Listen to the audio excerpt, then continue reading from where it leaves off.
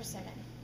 There are two kinds. There's the hachia persimmon, which is this kind, and there's the fuyu persimmon, which are the shorter, denser ones that are more apple-like, that you eat usually when they're hard or when they're a little bit softened.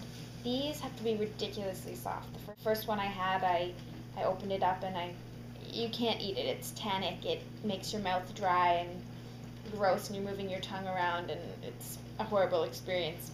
And the second one, I left to let ripen because I heard you had to let them ripen for a really long time, and I thought it had gone bad because it started getting all puckery and soft and a little bit bruised and black.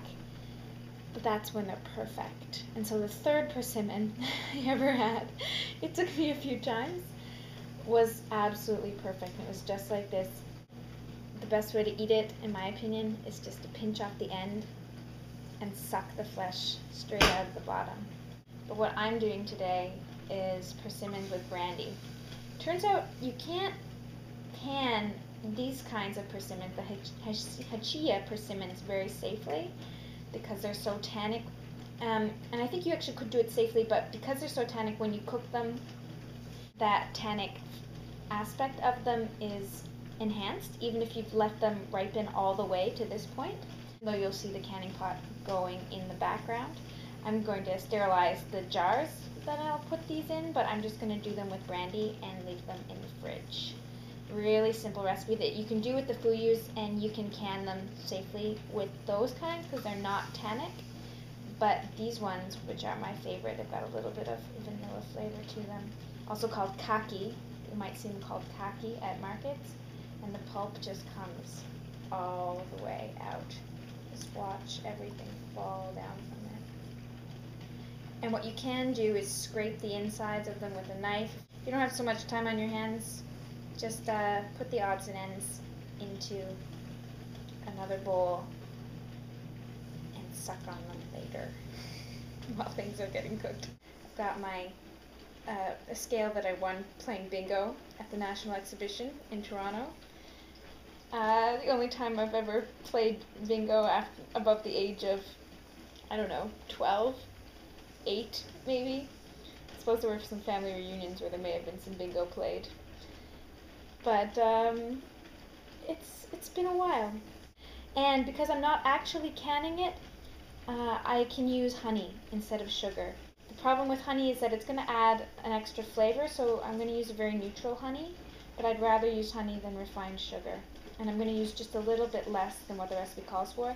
And instead of using brandy, I'm going to use 2 Quebec dessert wines, which I can also get away with because for canning you need the 40 proof of the alcohol, and I don't have any alcohol in my house that's 40 proof. And then all you do is add the alcohol, the sugar, and some lemon juice. So I should do this. National Post, hire me to do videos for you. I can do other things besides make mayonnaise and perfect meringues. You know what? Meringues are hard. Props to Sue Riedel for doing good meringues. Those are tricky. Egg whites, stiff peaks. Good call, Sue. Good call. I think my kitchen is nicer than hers. She probably owns her kitchen, though. And Bittman, come on. Go to India. Learn about spices. I know I'm not making any friends right now, but branch out. You can also just use this as puree. You can see just here how there's tendrils. There's like, when you bite into this, it's like little petals in there, juicy petals, like gel packs in it. You can just puree this straight and use it as applesauce in cookies or in puddings, anything to lighten up a dish. Anything where you can use a pumpkin puree, you can also replace with this.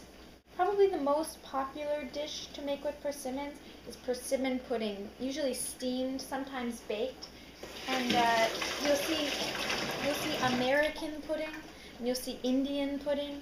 Usually the Indian pudding either has cornmeal or a bunch more spices to it, but it's kind of like a steamed Christmas pudding because that's when persimmons are ripe in North America.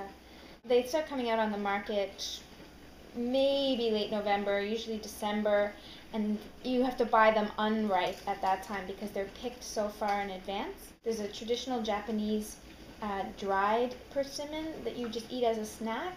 You have to hang it and kind of massage it and let it dry out for about a month or so, and then it's a Christmas treat. So patience. I did wait a month though. I waited till January to buy them ripe. They were probably picked a little bit less in advance and shipped up, and I bought them ripe from the market.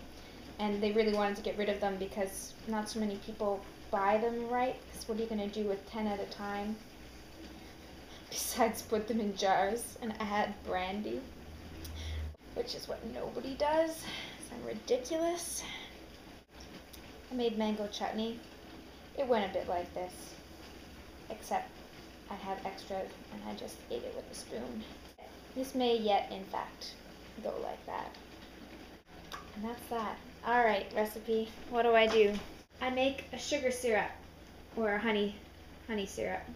The miel d'anisette, they do a very nice clover honey, but we got this in our vegetable boxes, and so wildflower honey, and there's just a little bit of a brown sugar maple syrup flavor to it. It's incredible.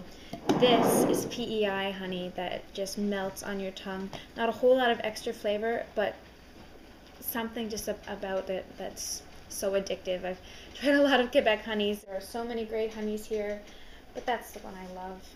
The other thing I do is stick extra vanilla beans in my honey, same as you can do with sugar, which is going to be great with the persimmons because they have that flavor already.